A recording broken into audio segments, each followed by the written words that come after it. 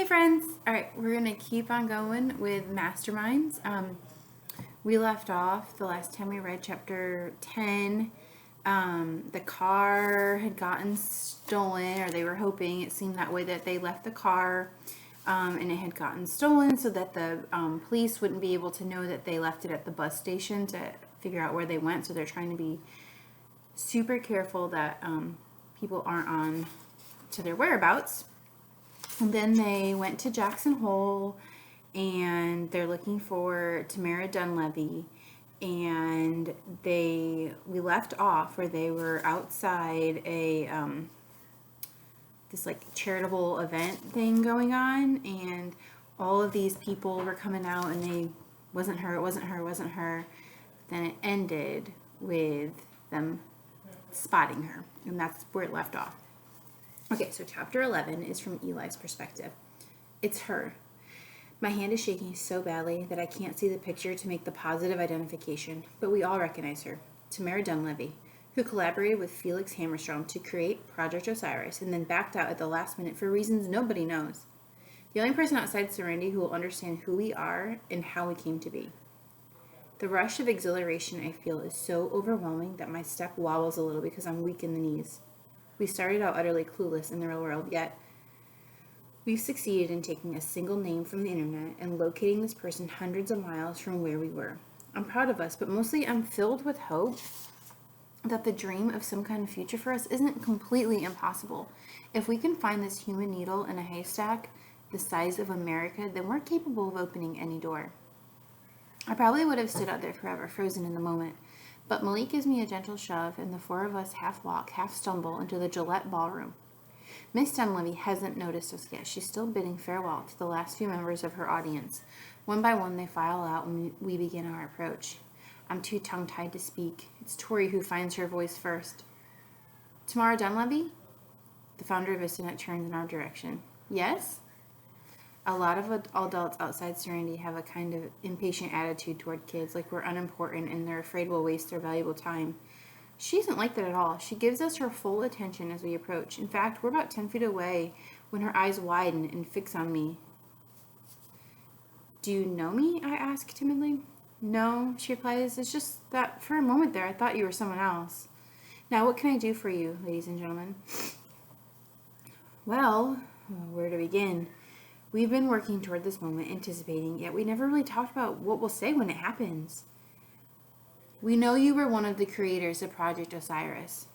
She looks shocked, but recovers quickly. I think you must have me confused with someone else.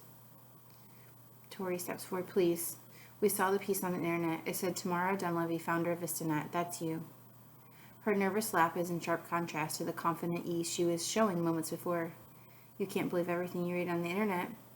When you're in my position, you'd be amazed where your name turns up sometimes. Like next to Felix Hammerstrom, puts in Malik. She shrugs. I knew Felix. Brilliant social scientist, maybe a little ahead of his time. He's my father, I interrupt. At least the closest thing to a father you get when you're like me. All the color drains from her face. It's clear that she's putting two and two together.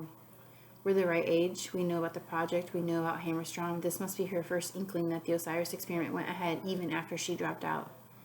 I say it outright to eliminate any possible misunderstanding. It's us. We are Project Osiris. Just like you and my dad planned it out. Clones of criminal masterminds, not quite humans. Freaks. Miss Dunleavy is deathly quiet.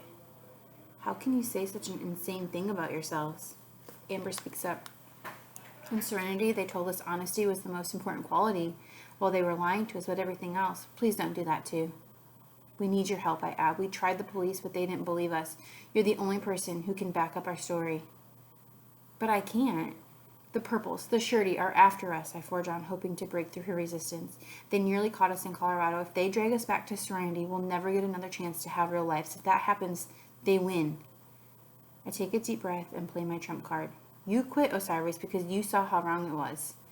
You couldn't stop them then. Maybe you can stop them now.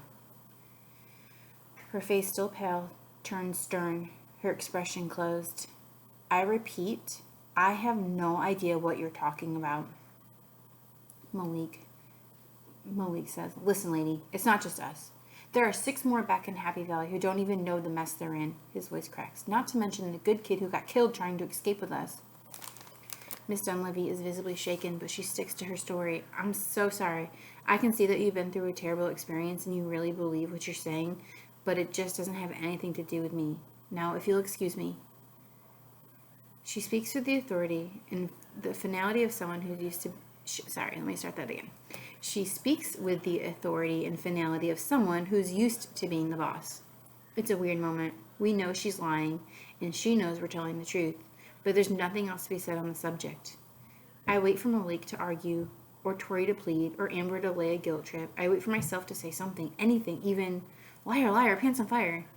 But none of us offers a word. We just watch her walk away, taking with her all of our hopes. She's some piece of work, Malik growls as soon as she's out of sight. No way she's never heard of Project Osiris. She practically lost her lunch when you said the name.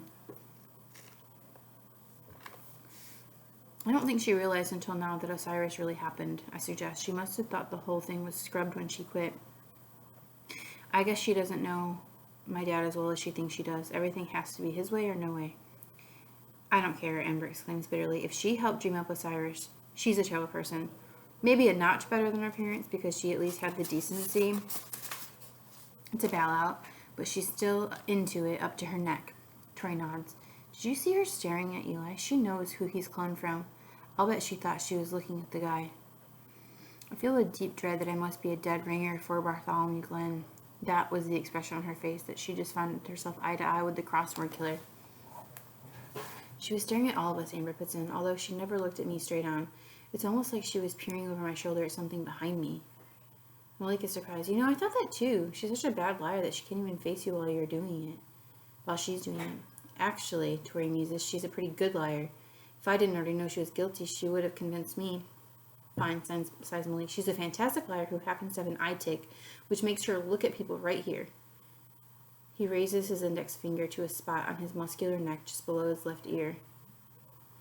You know, Tori observes, you do have a little bump there. Yeah, and you're a supermodel, Malik shoots back. Seriously, feel it. Oh no, I think I know where this is going.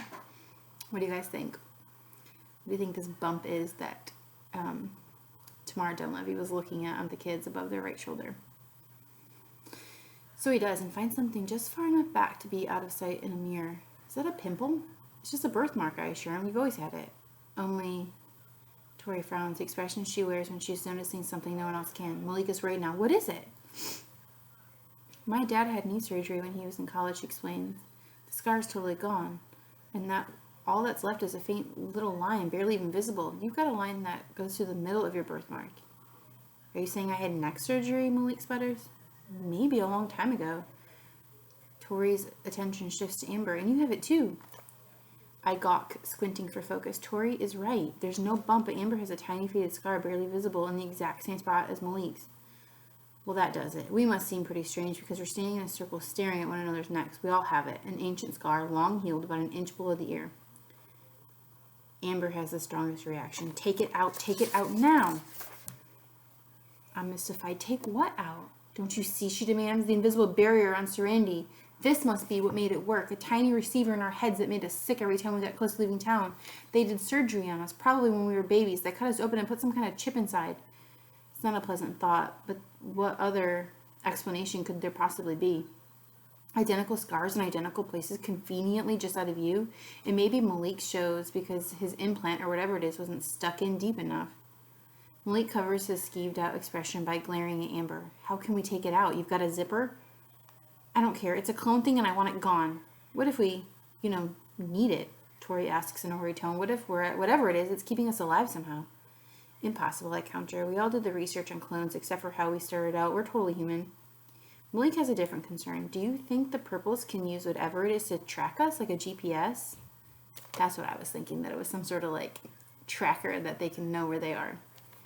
And maybe that was why Tamara Dunleavy didn't want to help them, because she was looking at it like she knew that they had that, and that if the purples located them to be near her, that they would know she was helping them. I don't know, maybe.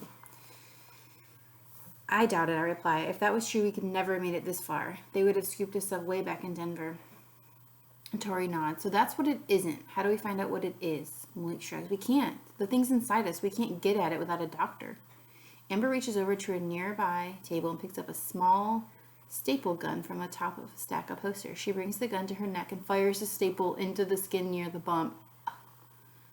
Tori stifles a scream. Amber, what are you doing? You're bleeding. Amber dabs at her wound with the corner of the tablecloth. Well, what do you know? I guess I'm going to have to see a doctor. All right, guys. That was the end of that chapter. That was kind of crazy. Amber is, she's, wow.